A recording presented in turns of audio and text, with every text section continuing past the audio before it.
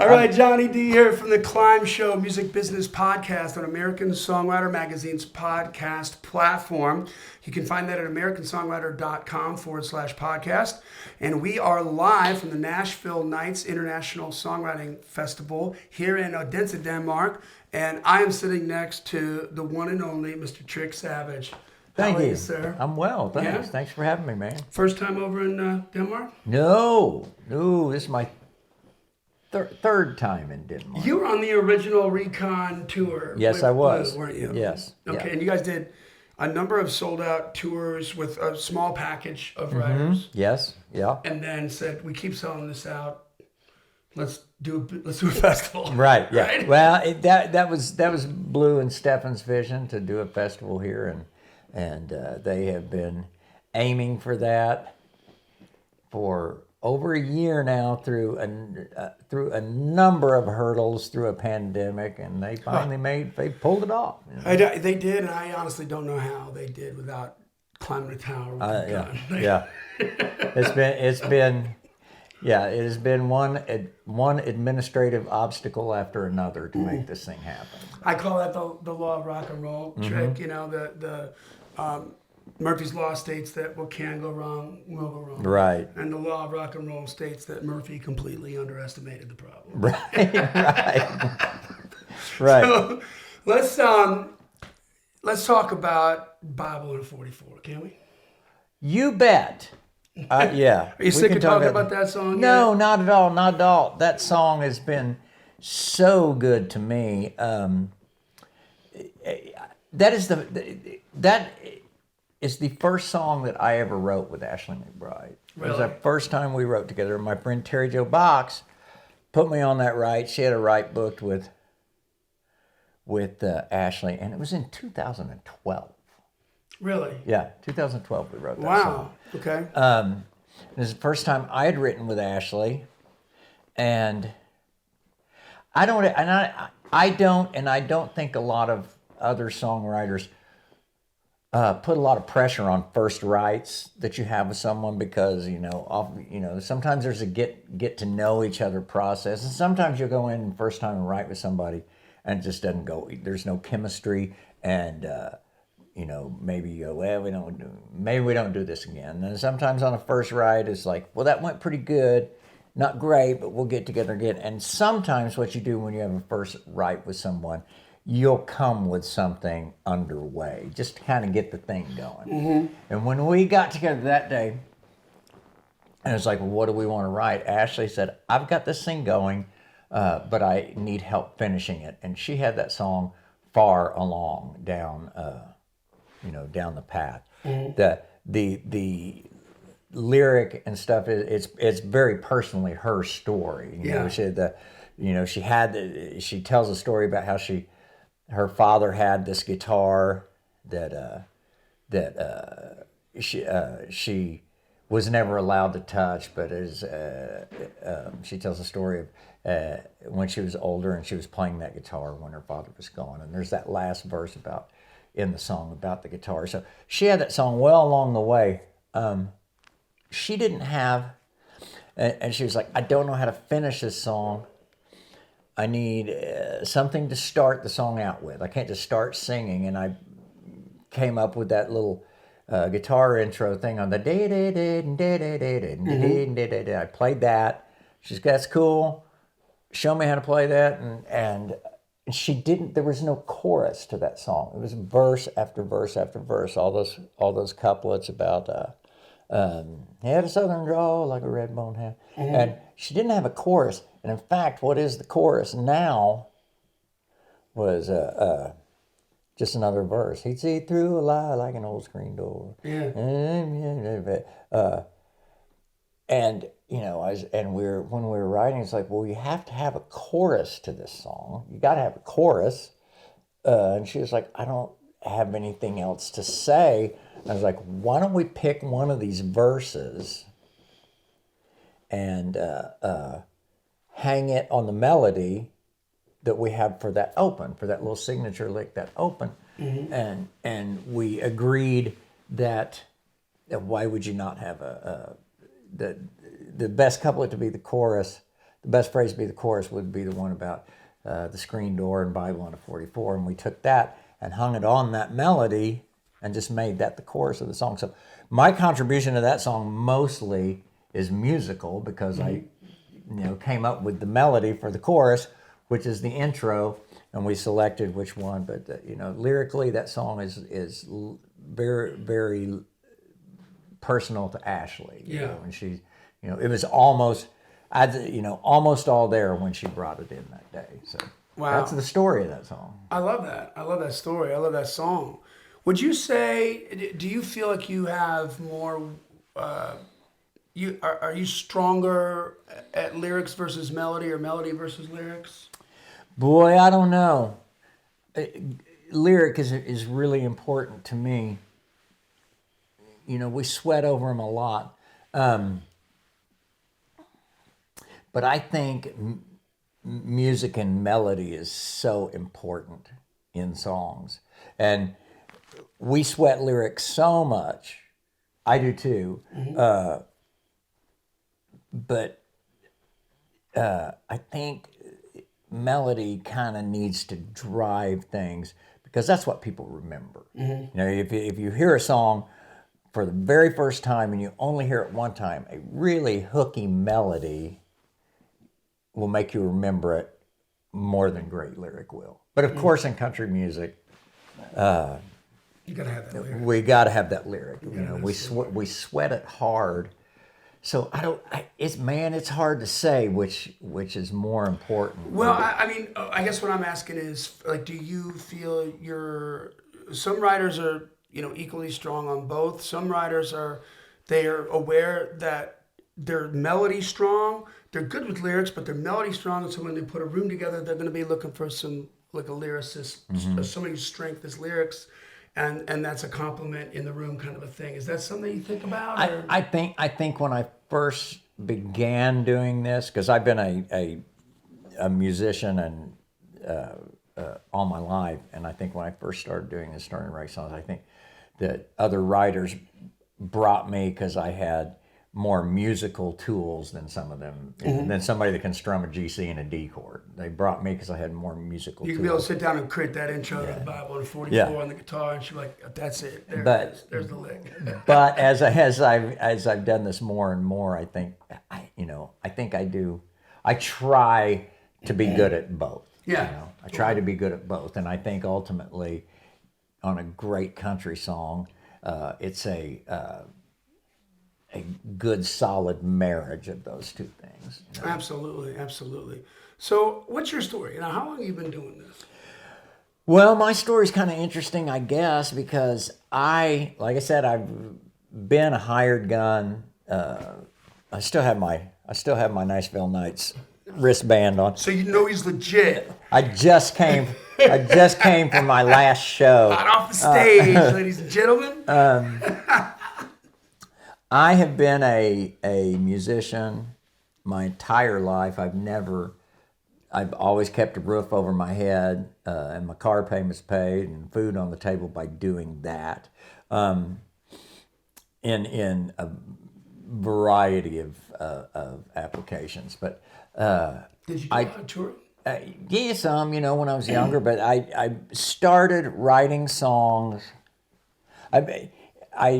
When I was 50 years old, I decided, you know what? I think I'm going to go and try to be a Nashville songwriter, which is weird because most people do that much, much younger.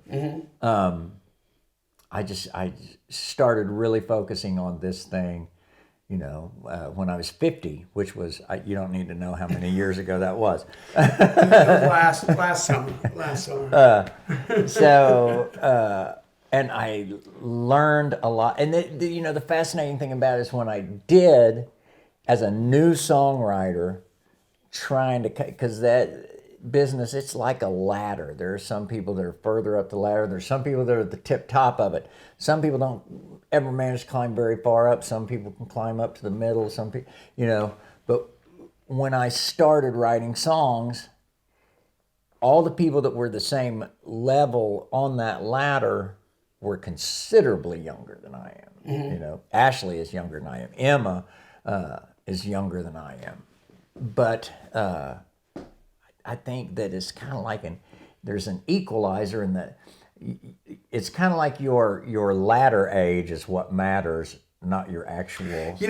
So we were talking about that in a couple interviews before. I think it was with Pasley, and he was talking about like your class. Yes, It's like your class, right? Yeah, like exactly. You're a freshman when you come in, and you want, and all you, it's your class that kind of comes up together, and it doesn't really have anything to do with age. It has to do with everybody. Like at that moment, all decided we all kind of moved to town at the same time, or in your case, you've been in town, but you're like, now I'm going to do this songwriter thing. You woke up. I worked. I put a lot of years working in at a production company, a full-service production house that serviced advertising agencies. Okay. I did a lot, produced a lot of music for radio and television commercials and that kind of thing, and jingles and stuff like that. Well, yeah, not always. To me, a jingle has singing. You know, when you watch any television commercial, it's got music, but very few of them have singing. But I did a lot of that and a lot of industrial film work and that kind of thing, and that. Times change and technology changes, and there was a time when in order to have a place like that you used to have millions of dollars worth of gear and machine rooms with tape machines and all this stuff. Yep. And that as technology changed, it became more democratized, and it used to be when you wanted to go out and get those big aerial shots over the oil well for some oil industry thing, you had to have a helicopter and a Panavision camera, and now you can do it with a $600 drone. Yeah. And so the company that I worked for, ended up, the business model didn't work anymore. So I was just like, I suddenly didn't have a job anymore. It's like, and I had a publisher friend of mine said, hey, you really ought to start trying this.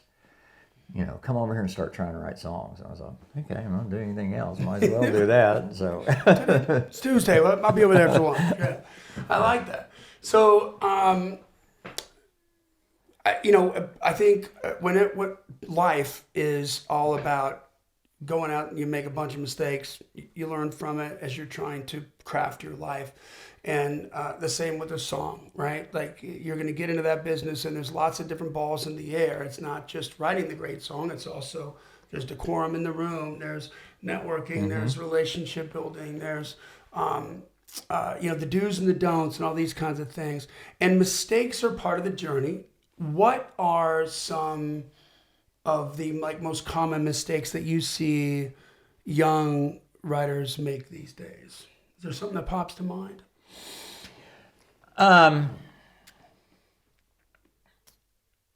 Yeah, there is. The first mistake is, I think, thinking what it is, what it takes, thinking you know everything when you first start. And the paradox of that is that you kind of have to have that mentality, and yet at the same time, you kind of have to have a young 23-year-old coming to Nashville has to really believe that they're the hottest shit in the world. They have to believe that. Yeah. Because that's part of what is going to get you there, and the balance of it is, and the irony and the paradox is you have to have that I'm a star, I'm the hottest thing there is, but you've also got to be able to go, well, maybe I don't know everything, and you have to be able to, and that's to find the right balance. A balance of cockiness and humility. Yes. That's what I'm trying to say. Yeah, because you got to learn. You've got to learn from the people who cut down the bushes for you. Yeah. You have to. That's and, right. and sometimes kids come, people come in and think, oh, those guys don't know anything. My stuff's new. I've got the new stuff. But, I think that's, I think the way you put it is exactly right. The balance of cockiness and openness, cockiness and openness with your humility. Yeah. And willingness to learn and know that, you're gonna pick something up here too, and pick up a tool. So, when you first started down that songwriting journey, is there a moment that you remember, like an epiphany, an aha moment, where maybe you're in a room and you learn something like a tool, maybe it was a mindset, maybe it was, a tool that you could use to get out of a certain corner that maybe you painted yourself in on a song or something. So is there something that comes to mind with that? That's one of the most important things to learn, I think, is not painting yourself into corners that you can't get out of. I don't remember specifically when I learned that. Another thing that I learned, and I learned it a lot from listening to great songs and great songwriters, is especially in country music, is like, what are you trying to say? What is the hook of this song? What's the theme? What's the overarching thing? And does every single line point to that? Right. Can you pick a line out of this verse, say that line, and then say the hook? And does it make sense? And you learn not to. Terry Jo Box says she had an expression. She says it sounds like you're treading water there.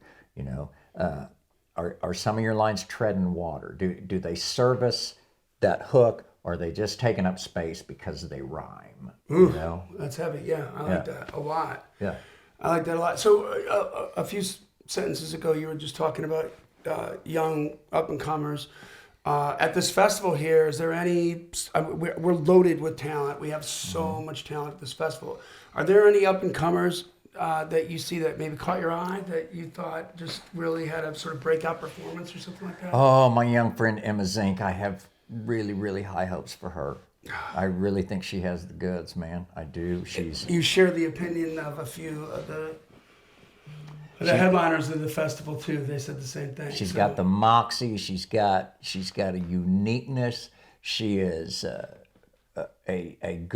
she's a good solid player, and she's a fantastic singer, and she has a great gift for melody when she writes. She writes really good melodies, and she is eager to learn from the bush cutter downers. Yeah. She's eager to learn from those people. The bushwhackers. Yeah. I think Emma's fantastic. And the other one is my little friend from England, Laura Oakes, who was, I met her on that first exploratory journey that we did over a year ago. Was she booked on that? Or Yeah. Okay. Yes, she was. And I can't remember how it happened, because Stephen was trying to do this Nashville Nights thing, and he had me, and he had Blue, and he had Kaylee Bishop, and he wanted to have 4, and he had there was someone else from Nashville, and I can't remember who it was, that at the last minute couldn't come.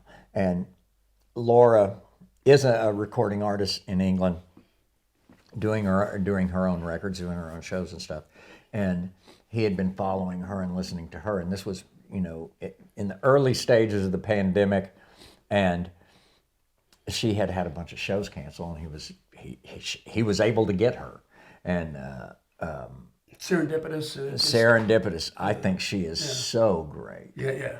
Oh, that song. I mean, Learn to Be Lonely. Goodness gracious. And I took Dan Smalley. I'd been talking to a lot of my guys from Nashville. I've been saying, you need to hear this Laura Oakes girl. You need to hear this Laura Oakes. And I finally, Dan came to Dexter to see her show 2 days ago with me. It was the first day of the festival. He and I did the opening show with the band. Did a big band show, and then ran over and saw her show, and his word for it is she's flawless. Yeah. Her delivery is like her tone and her pitch and her phrasing and everything about the way she sings is just amazing. It's a vulgar display of prowess. It is. It is vulgar. It is vulgar to listen to her sing. She's so good. I love that. So that's Laura Oakes and Emma Zink. We got to keep an eye out for those two. When we first started talking about Bible in 44, you had mentioned that Ashley came in, and that tone was hers. That story was hers, and it made me think about this. When you're writing songs, how much weight are you putting in the room, or how much are you considering what an artist would or wouldn't say, and or maybe for that matter too, what would the radio play and not play? Is that on your mind? It is on my mind, and some of the guys that were writing hit records in the 90s and stuff like that. I'm not going to mention any names, but I was talking to a guy about this very thing, where the town has kind of moved towards artist rights. You write with an artist, and it didn't used to be that way. Largely, rooms full of songwriters would sit around and write songs, and then publishers would sling those songs around town, pitch them to people, and it's turned into, and that was great in the 90s, and there's so much great songs that came out of that. But now, you'll notice that you see an awful lot, you pick an artist and you'll see a lot of the same names on the credits. Whether it's, whoever it is, but it's turned into where artists oftentimes write with, they have their camp of people that they write with. And it's really hard to get outside cuts into those camps sometimes. And so you're back to your question of when you're writing with an artist, of what are you pointing at? I love doing artist rights, because when you write directly with, like for example, Ashley McBryde, Dan Smalley and I were writing with Ashley McBryde, and she said, let me tell you what I need. Let me tell you what I got empty for this next album. Let me tell you what I need for my live show. And you can specifically write to that need, and we've done that. That was how on Ashley's first Warner Brothers record, the song I have on that is called El Dorado, and I wrote it with Dan and Ashley, and that's what that thing was. She was like, I need a big live sing-along anthem, and it's like, and so that's what we wrote that day. And I enjoy doing the artist right, because you're a lot more likely to get cuts that way. If it's like, what do you need? There's no point in writing another ballad if you already have 4 in the pile that might go on the record. You know what I mean? Yeah. And but this old other guy, who had hits in the 90s I was talking to, he's like, I don't like doing the artist right thing, because if I sit down and write with an artist, then what we're going to get is the best song that we get that day. And it might not be the best song that I've ever written. I mean, look, if go through my catalog and pick, because nobody is 100. Roger Clemens didn't pitch a no-hitter every day. Right. You have days that you're on, and and who knows what the factors and how that works out. That's not quantifiable. It's just some days you nail it and some days you don't. So I mean, I can see that guy's angle on that, of why some of those guys with a huge track record that goes back 20 years don't really like doing artists right. But for me, I like doing them because I feel like I'm more likely to get cuts that way. So. That makes sense. All right. So what's next for you? You're done for... I'm done with the festival. I played my last show. There you go. Yeah. And when you fly out, tomorrow?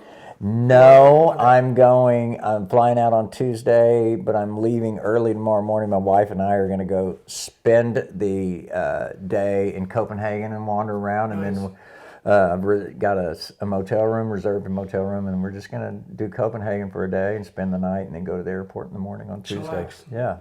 All right. Well, good deal, man. Thank you. Thank you for coming in here and hanging out and putting all this forth here.